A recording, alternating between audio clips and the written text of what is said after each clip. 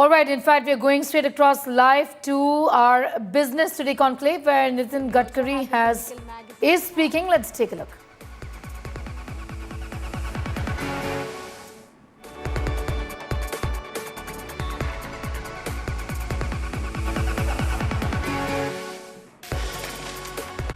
That's the magazine for you. Round of applause, ladies and gentlemen, for the Business Today magazine India at 100. And for the next session now, may I please request Honorable Minister to please stay on the stage and also request Mr. Siddharth Zarabi to be on the stage as well. The road to 2047, a doer's vision for Bharat's future. Execution defines transformation and infrastructure in its foundation. From expressways to electric vehicles, logistics hubs to green fuels, Bharat is being reimagined mile by mile. A rare look at India at 100 from one of the most effective nation builders, Mr. Nitin Gadkari. Round of applause, ladies and gentlemen. Thank you very much. नमस्कार Nitin ji, once again आपका बहुत बहुत स्वागत है, धन्यवाद। आपने जो business today India at 100 का स्पेशल एडिशन रिलीज़ किया है, इसका एक बड़ा ख़ास जो हमने प्रयास किया इस बारी कि इतना बड़ा देश है और हर समय रिफॉर्म की बात होती है, तो इस बारी 100 ऐसे रिफॉर्म आइडियाज़ हमारी टीम ने, हमारे सारे साथियों ने, कई सारे इकोनॉमिस्ट और संस्थाओं के साथ बात करके 100 ऐसे आइडिया निकाले। देश इतना बड़ा है, लाखों आइडियाज़ की आवश्यकता है, परंतु हमने 100 निकाले क्योंकि भारत जब एज अ रिपब्लिक 100 बनेगा तो उससे जोड़ते हुए इस बात के लिए, और आपने उसी स्पेशल एडिशन का अवलोकन किया, आपका बहुत बहुत धन्यवाद।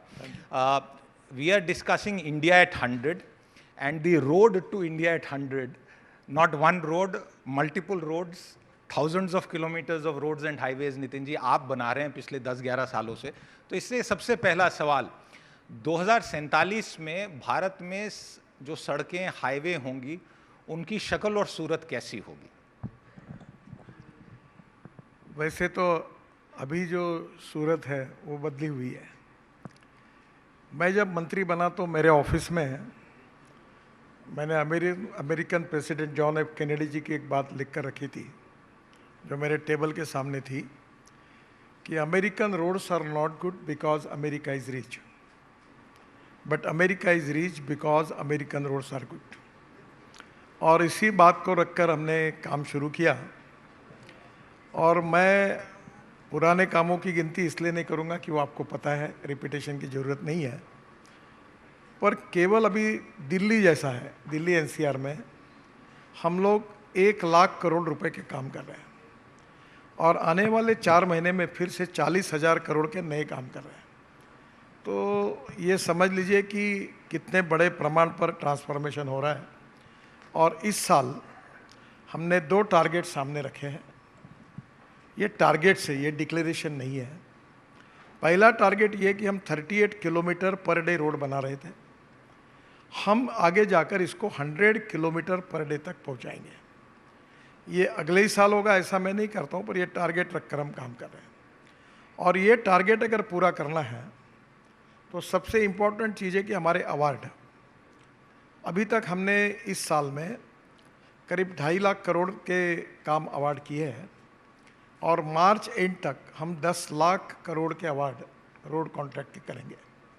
तो ये 10 लाख करोड़ के काम अगर हम करेंगे तो मुझे लगता है कि नेचुरली इसका 1 रुपये जब इंफ्रास्ट्रक्चर में, रोड इंफ्रास्ट्रक्चर में खर्चा होता है तो 3 रुपये 80 पैसे उससे जनरेट होते हैं।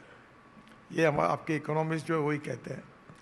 और सबसे इम्पॉर्टेंट चीज़ जो है, जो अचीवमेंट हुई है, कि IIM बेंगलोर और चेन्नई IIT और कानपुर IIT ने जो स्टडी किया है, उन तीनों ने कहा है कि इंडिया की लॉजिस्टिक कॉस्ट 6% कम हुई है रोड की। इसका कारण ऐसा है कि हमारे देश की लॉजिस्टिक कॉस्ट ये 16% थी, अमेरिका और यूरोपियन कंट्री की 12% और चाइना की 8%।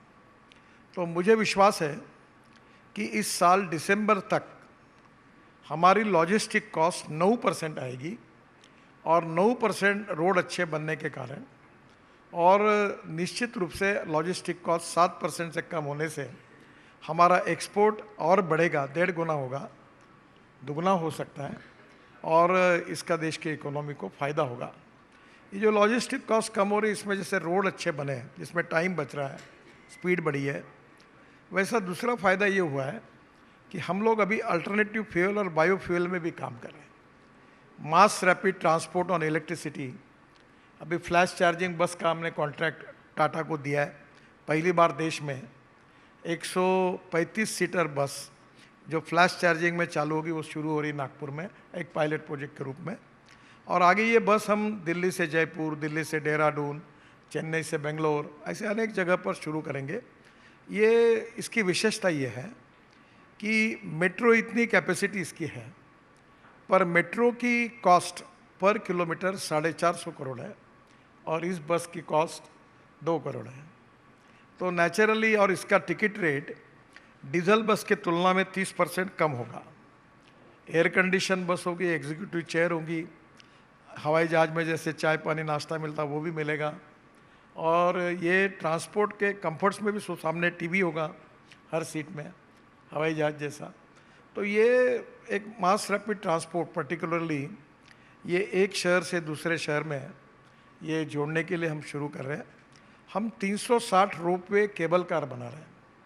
अभी तक हमने ये टूरिज़्म के लिए इसका विचार किया था, पर अब धीरे धीरे इस पर वर्किंग कर रहे हैं, जिसमें अभी तक कोई आया नहीं है। अभी पोर्ट से कंटेनर उठाकर, रोपवे जैसा कंटेनर को उठाकर हम ट्रांसपोर्ट कर सकते हैं क्या, इस पर भी हम अध्ययन कर रहे हैं।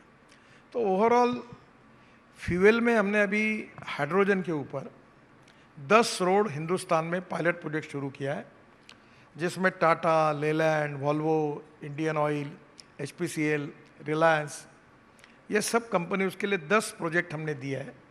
और टाटा ने 3 ट्रक बनाए हैं, एक हाइड्रोजन फ्यूल सेल पर और 2 IC इंजन में हाइड्रोजन डालकर, तीनों को मैंने लॉन्च किया। और अभी हम लोग हाइड्रोजन के ऊपर ये जो filling station, transport of hydrogen, hydrogen green hydrogen बनाना, तो ये सब 10 प्रोजेक्ट हमारे पूरे देश में है। उसकी लिस्ट मैं आपको दे दूंगा, इसका काम शुरू हो गया। तो मुझे यह कहना है कि इन सब बातों का परिणाम ओवरऑल आप जो कह रहे हैं, ये जो आइडिया नहीं है, इसमें मैं ट्रांसपोर्ट सेक्टर में काफ़ी बड़ा ट्रांसफॉर्मेशन होगा, ये आने वाले समय में आपको दिखेगा।